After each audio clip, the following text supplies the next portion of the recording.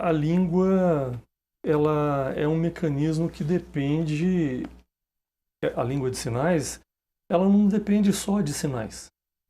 Ela é expressiva, ela é espaço visual. E o aplicativo não tem essa capacidade. Por melhor que se fale de inteligência artificial, o aplicativo não tem como olhar para você e saber o que você está sentindo. Ou você expressar com uma única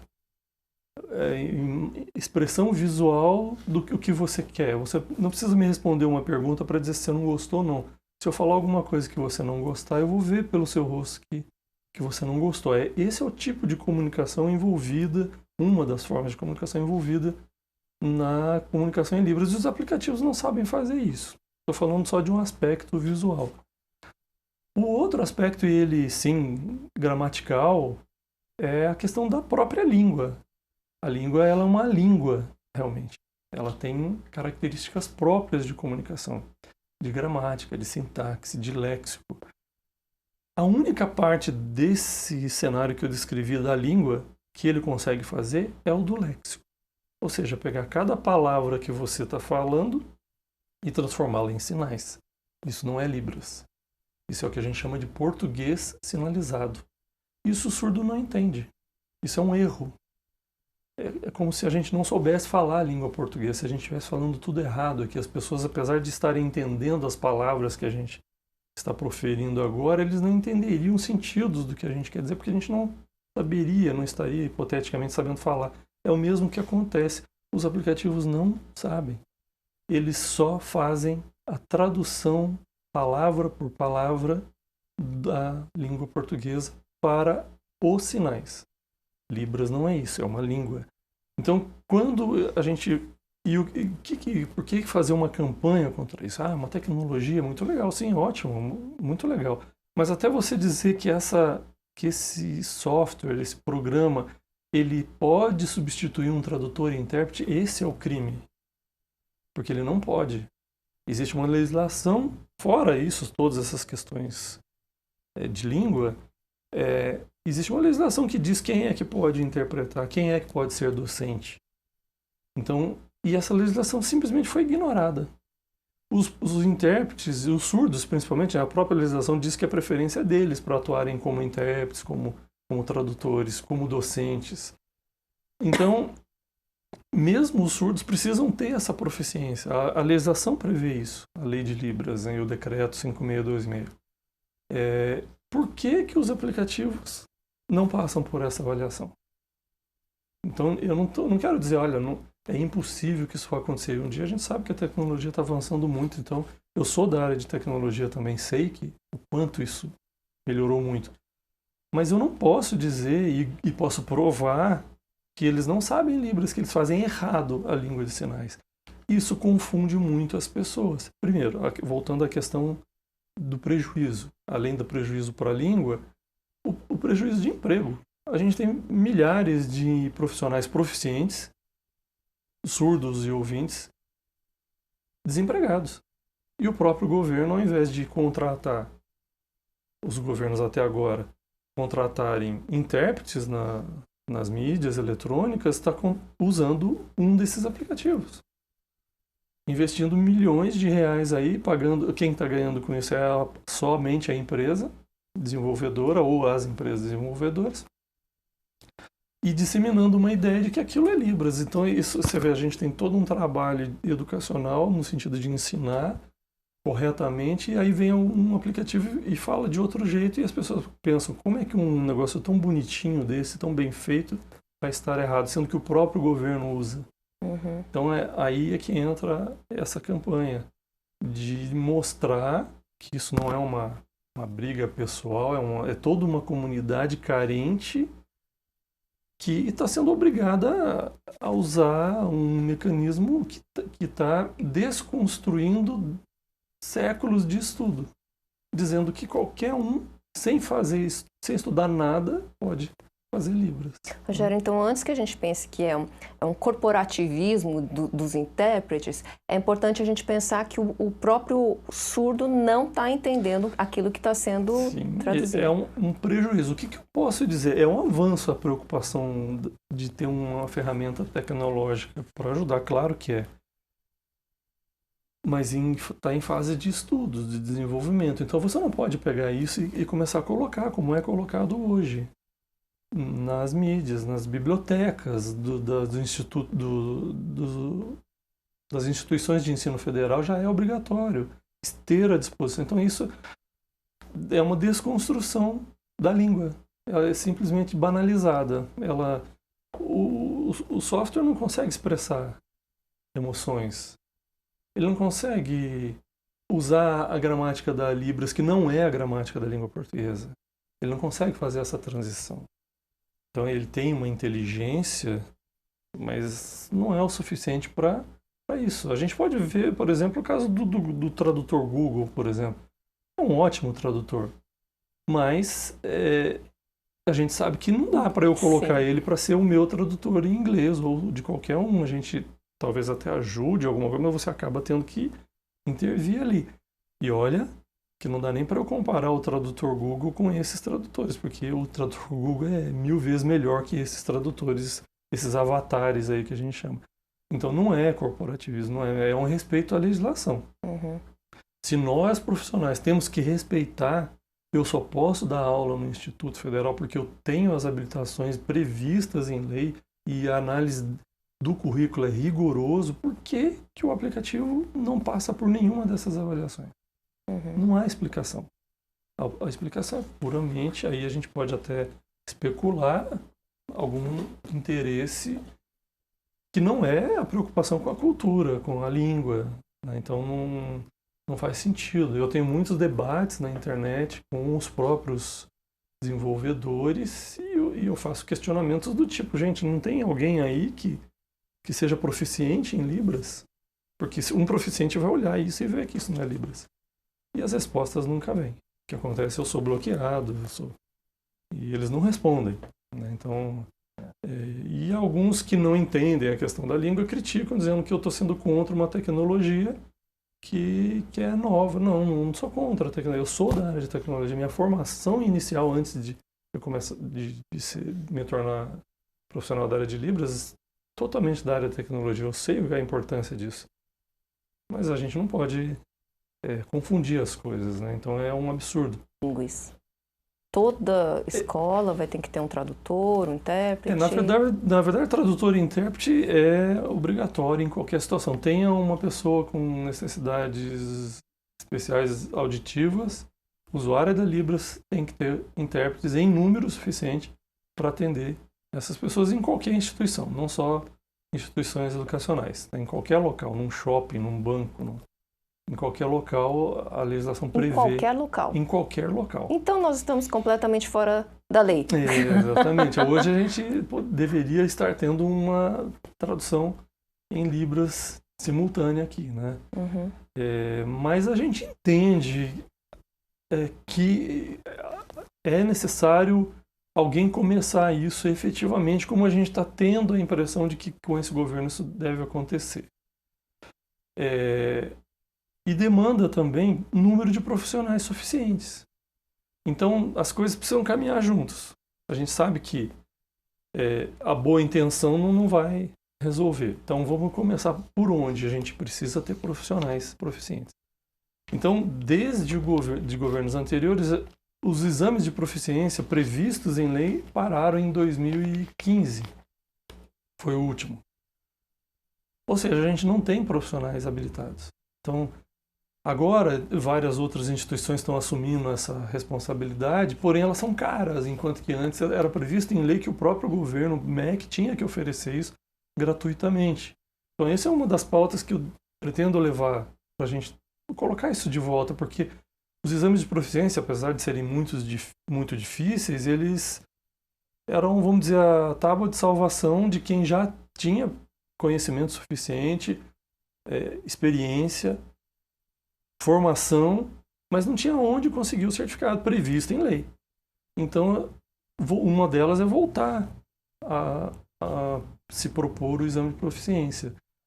Para que a gente tenha, para você ter uma ideia, a própria lei, ela previu, a lei de Libras, ela previu que até 2010, isso com os exames de proficiência, deveria ter se alcançado no Brasil, para essa população imensa de 5% de pessoas com surdez, deveria ter se alcançado pouco mais de 6 mil profissionais habilitados com proficiência. E é um número muito pequeno, você imaginar esse universo de pessoas com surdez. Nem isso foi alcançado. Você tem uma ideia de quantos profissionais? Em 2010, não chegou a 1.000. Então você vê, é realmente uma carência imensa. E é lógico, de 2010 para cá, isso melhorou bastante, porque várias outras instituições acabaram assumindo essa possibilidade de exames de proficiência, né? Universidades, a própria UFSC, que é a Universidade Federal de Santa Catarina, que é a referência para a gente. Então, sim, temos mais do que isso. Eu não sei dizer exatamente o número, que a gente não tem um levantamento específico desse número, né? Eu calculo hoje que esse número deva ter, no mínimo, triplicado, esse de 1.000 aí. Mas, infelizmente, eu não tenho dados precisos. Mas, ainda assim, é muito pouco. A gente vê a carência. O próprio Instituto Federal, quantas vezes lançou editais aí para contratar intérpretes e não apareciam intérpretes com proficiência. Aparecem, sim, intérpretes, muitos intérpretes já atuando, mas sem proficiência. Isso é um outro risco. A gente vê muita gente despreparada ensinando Libras errado. Mas não é culpa desses profissionais, é a culpa de falta de locais, de aprendizado adequado.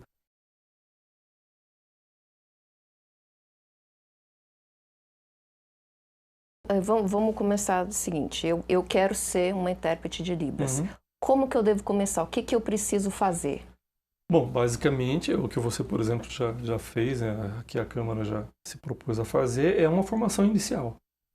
É um dos cursos que, por exemplo, o Instituto Federal oferece, e sou eu o professor lá, que é a formação inicial e continuada, que é a base de tudo. É um curso básico, como você faria em qualquer curso de línguas, de modalidade oral. Você começa estudando um nível básico, depois você passa para um nível intermediário, depois você passa para um nível avançado. Feito isso, você adquiriu as competências mínimas necessárias, o conhecimento da língua, o que é e o que não é. Às vezes é mais importante a gente ensinar o que não é do que o que é, porque as informações são muito incorretas por aí, né? E o que eu faço no meu curso é isso, mostrar sempre, gente, isso não é. Isso é que é. Para a gente desmistificar isso, esse mito de que qualquer pessoa aprende Libras bastando ter um dicionário. Então, isso não é assim. Então, você passou por essa fase, o que você faria numa língua oral? Você precisa praticar. Você tem que ir para a imersão. Se você não falar em inglês, você não aprende inglês. Se você não pensar em inglês, você não fala corretamente inglês. Então, é a mesma coisa que acontece com Libras. Então, a prática é fundamental. Eu comecei aprendendo na igreja, como a maioria dos intérpretes. A maioria dos intérpretes da minha época, pelo menos, aprenderam na igreja. E a minha prática foi ali, no dia a dia, no frequentar a igreja, o local deles, de passeio e tal, e o contato com eles. Então é assim que a gente aprende. Feito isso, você adquirindo esse conhecimento e aí a preocupação de onde fazer. Não se pode fazer curso de Libras em qualquer lugar. Você tem que ter as referências, precisa saber do currículo do professor.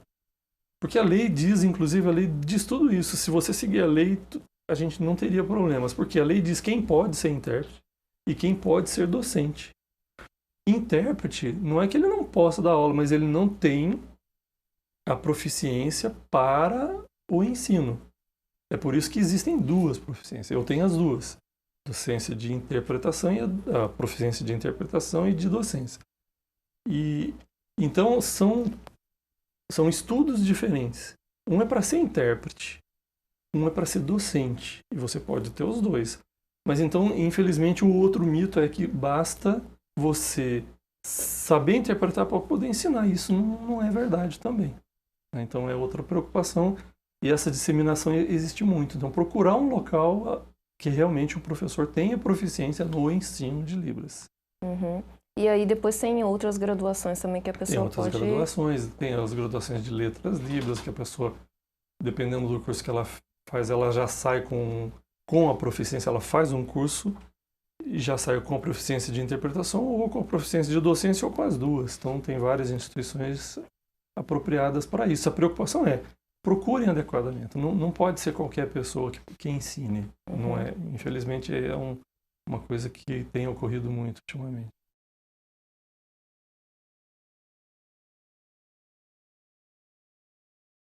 Rogério, eu vou te perguntar algumas perguntas que eu escuto corriqueiramente. Por exemplo, o surdo é mudo? Infelizmente, isso é recorrente, essa confusão, né? Não, o surdo não é mudo. Por que ele não é mudo? Porque ele fala.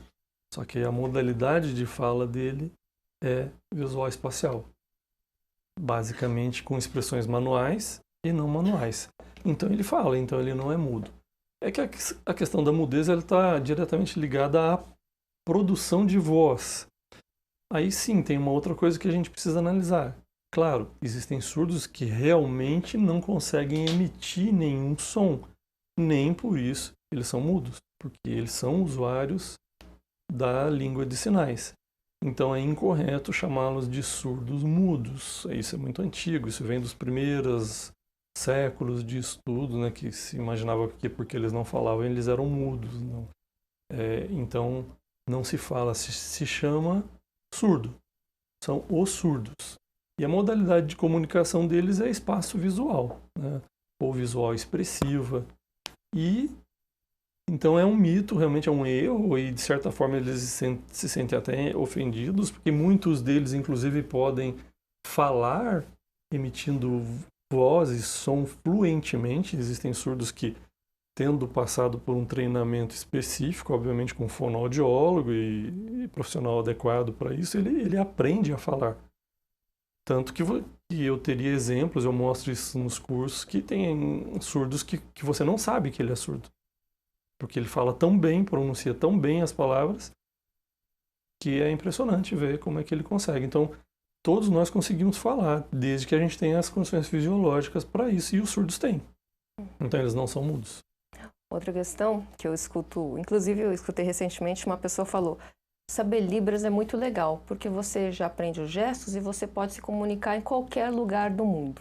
E aí eu quero que você nos esclareça em relação a isso. Então, mas é recorrente também isso, né? As pessoas confundem, né?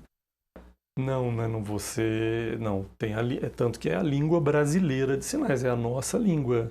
Então tem a língua americana de sinais, a língua francesa, a língua chinesa, japonesa. Cada região tem a sua língua, tem as suas regras, as suas características lexicais. É claro, o que há de comum com todas as línguas de sinais são espaços visuais. E ela tem, sim, uma característica que a gente pode dizer que é comum a todas as línguas de sinais, que são expressões chamadas não manuais que se você não encontra em dicionários. A gente viu isso no curso, são os classificadores. Eles, sim, são comuns, mas são comuns e não iguais. Então, os classificadores, eles facilitam a comunicação entre surdos de regiões diferentes, principalmente de países diferentes. Ainda assim, eu não estou querendo dizer que basta eu saber Libras para eu conversar com um americano surdo, não. Aqui tem a língua brasileira de sinais, tem a língua americana de sinais. Tem, sim, alguns sinais parecidos? Tem. Assim como nossas línguas orais têm influências de outras línguas. Nós vivemos na América Latina, nossa influência é latina. E mais especificamente da língua, falando especificamente da Libras, língua brasileira de sinais, como o primeiro professor surdo aqui da época do Império, que veio para cá, trazido por Dom Pedro II, veio da França, é Edouard Rouet. Obviamente, a nossa língua de sinais tem a influência da língua francesa de sinais. Não é igual à língua francesa, mas tem muitas semelhanças. Então, assim como acontece com a nossa língua portuguesa, com a língua espanhola, muitas semelhanças e tal. Mas não é surdo-mudo e não é tudo igual. A gente não consegue conversar com surdos assim de uma hora para outra de outro país. Certo. Rogério, outra questão. Qual a diferença entre a interpretação em Libras e o português sinalizado?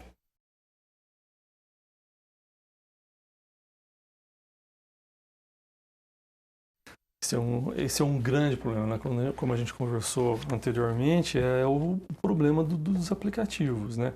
O que é português sinalizado? Bom, toda comunicação, seja ela de que modalidade for, ela é igual no sentido do que o cérebro faz, né? Tem áreas de dominância. A gente sabe que a gente fala, a gente faz várias coisas ao mesmo tempo. Na verdade, não é bem assim. A gente tem áreas de dominância no cérebro que se ocupam de determinadas funções, né? E é claro, isso muito rapidamente, basicamente instantâneo.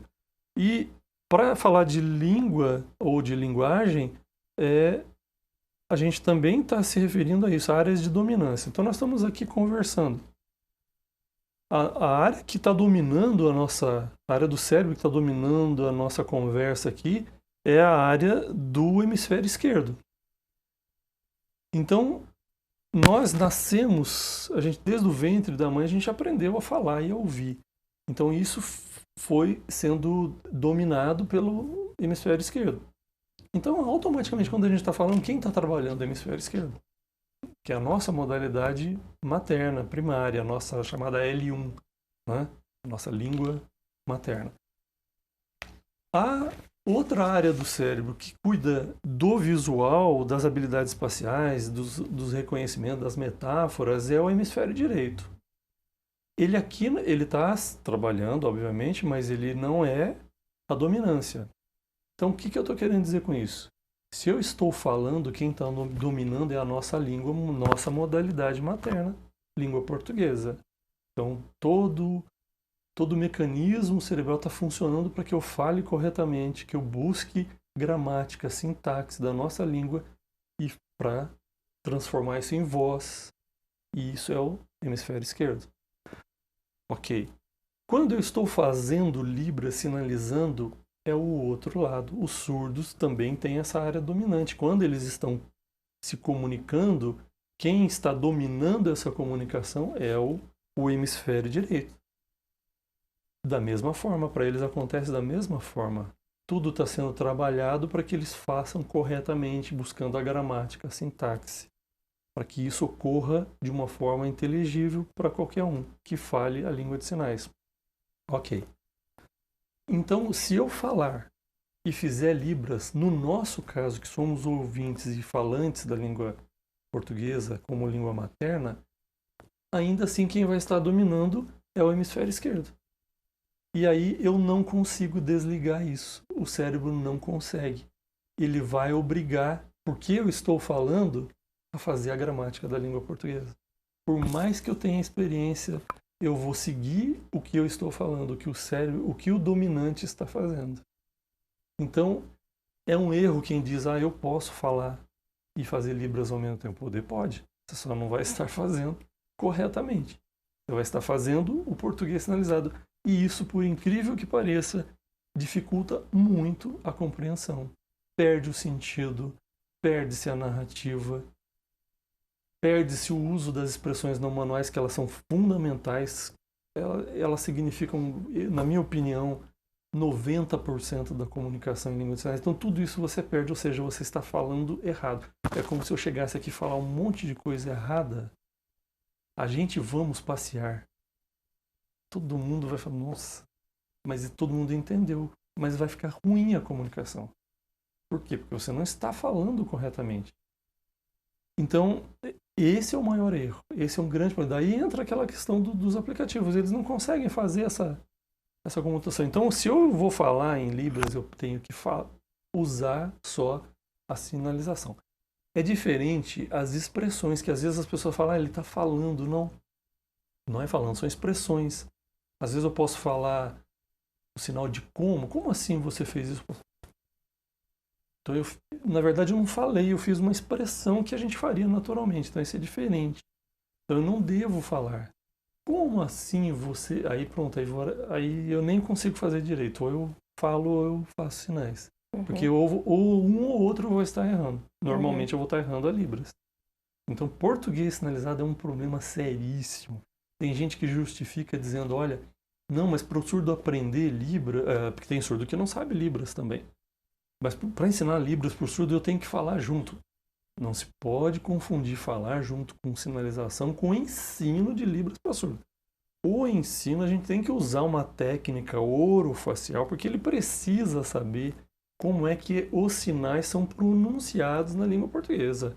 Mas são sinais. A gente não pode... Tem gente que confunde. Então, e outra, não é qualquer um que sabe ensinar língua brasileira de sinais para surdos. É uma técnica diferente.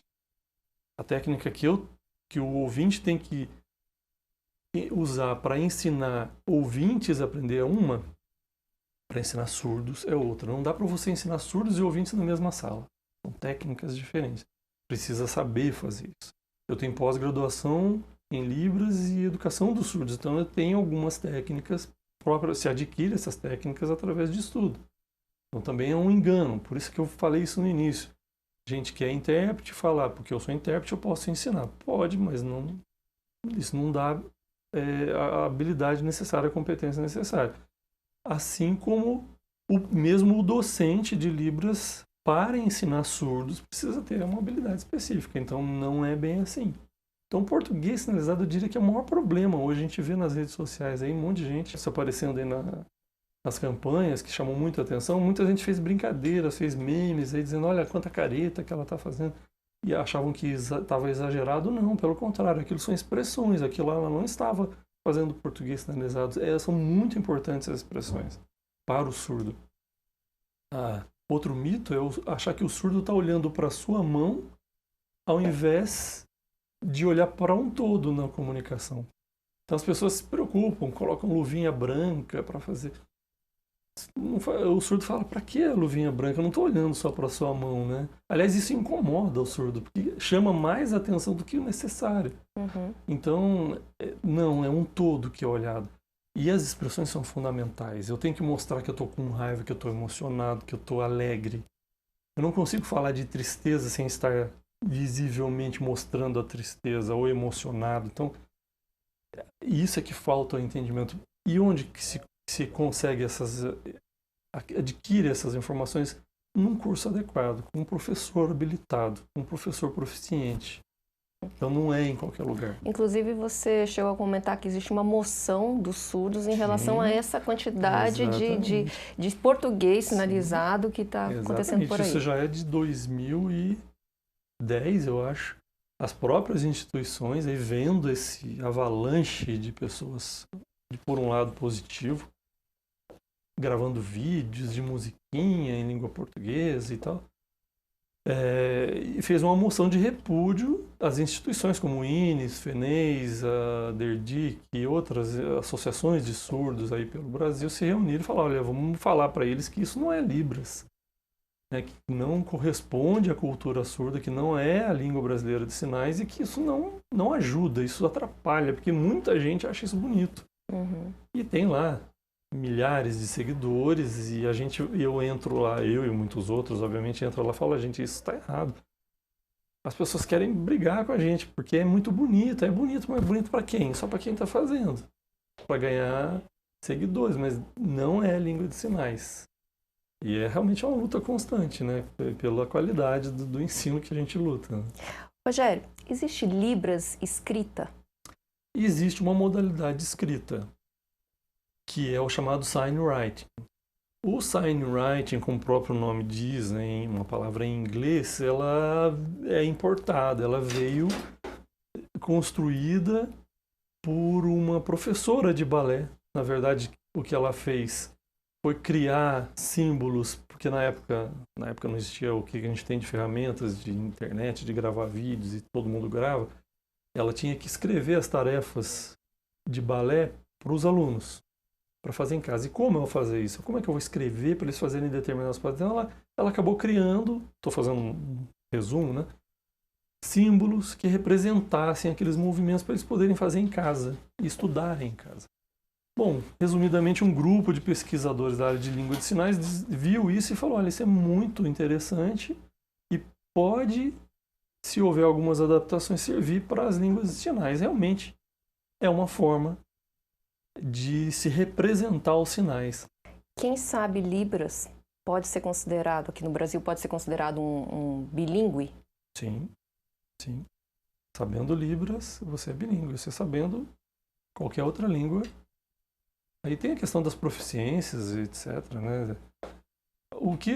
Falando disso, o que se confunde muito é, por exemplo, você saber Libras e mesmo tendo proficiência em Libras, não garante que você seja um intérprete em Libras. Porque para ser intérprete em qualquer língua precisa de determinadas habilidades e competências que às vezes um fluente na língua inglesa ainda assim não seja um intérprete. Então também existe um mito de que basta saber Libras, basta ter proficiência para ser um intérprete. Não. Então precisa ter essa habilidade. São técnicas que você também aprende, né? A gente já viu aí na televisão um caso recente numa grande emissora aí, uma atriz que estava fazendo a tradução simultânea da entrega do Oscar e ela na hora falou, olha, não consigo interpretar isso que está dizendo aí. Eu me considero incapaz. Ela disse isso ao vivo, um negócio meio chocante, sabendo que ela é uma pessoa fluente e tal. Então você vê que não é assim. Então não basta só isso, né? Então, sim, mas quem tem essa habilidade de pelo menos falar e se comunicar, sim, é bilíngue. O que não pode confundir é ser intérprete. Okay. É mesmo a docência. Eu posso saber muito, mas posso não ter condições de ensinar. Então, são coisas diferentes. Certo. Rogério, para encerrar aqui, para pais os pais desconfiam que os seus filhos são surdos, que dica que você daria para esses pais? Eles não sabem, de repente estão estranhando algum comportamento que parece diferente no seu filho e, de repente, quais os passos a serem tomados? Infelizmente é uma realidade, uma situação dessa não é fácil para ninguém e a primeira reação é a negação mesmo, né? É achar que não, que isso vai passar, que demora assim mesmo, que a gente tem que esperar. Porém, hoje existem métodos de detecção, inclusive o teste da orelhinha também, né? Então, existem várias técnicas de detecção e se comprovado isso logo nos primeiros dias, nos primeiros meses, realmente a melhor coisa a ser feita são os pais que não sabendo se comunicar em língua de sinais e vendo que essa vai ser uma característica para a vida toda da criança, passar a ir atrás do aprendizado em língua de sinais. Por quê? Toda fase de aprendizado de língua que nós ouvintes passamos, os surdos também passam. São aqueles primeiros meses, aqueles primeiros anos iniciais que são importantíssimos para a aquisição da linguagem. Então, realmente é a melhor coisa a ser feita, aprender Libras e já, por incrível que pareça, um bebezinho, como é que eu vou falar em sinais com ele? Não, ele aprende assim como a gente aprendeu na barriga da mãe, eles aprendem vendo e relacionando as coisas da mesma forma com que a gente aprendeu a falar. Então, realmente é a melhor coisa procurar associações, procurar um bom curso, começar a conviver.